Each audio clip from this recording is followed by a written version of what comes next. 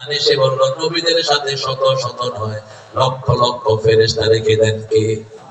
তোমরা যদি ইব্রাহিমকে নিতে চাও মেলার আয়োজন করো, মেলার ভিতরে ছেলে মেয়ে একসাথে হয়, জিনা আছে যেখানে ফেরেশতা নাই সেখানে মেলার আয়োজন করা হলো, ছেলে মেয়ে একসাথে ঢলাঢলি, বাস কিছু ফেরেশতা কমে গেল, তারপরেও নেওয়া যাচ্ছে না।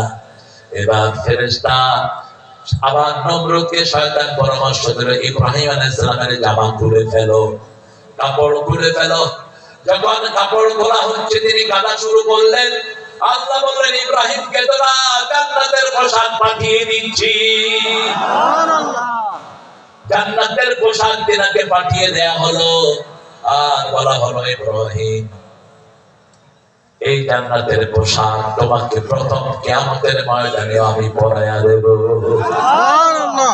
ওই পোশাক দিয়ে যখন আগুনের দিকে নেওয়া হচ্ছে, আগুনকে আল্লাহ নোটিশ করলেন, কুল্লা ইয়া নারু কুনি বারদাও ওয়া সালামান আলা ইব্রাহিম। আল্লাহ ইকবাল অনুবাদ করলেন, আদমি হো ইব্রাহিম का ईमान पैदा आग कर सकती है गंदे गुलिस्तान पैदा। বাংলা শ্রেষ্ঠ রেনেসার কবি আল্লামা ফারুক, আমাদের কবি হলে ফারুক আহমদ অনুবাদ করলেন বাংলাতে, আজ যদি হয় ইব্রাহিম আলাইহিস সালামের ঈমান বিদ্যমান, আগুন হয়ে যাবে খুবসুরত এক ফুলের বাগান। আগুনে ঢুকিয়ে দেওয়া হলো, তিনি আগুনের ফুলকিগুলোকে হাত দিয়ে নাড়ছেন, মনে হচ্ছে আগুনের ফুলকিগুলো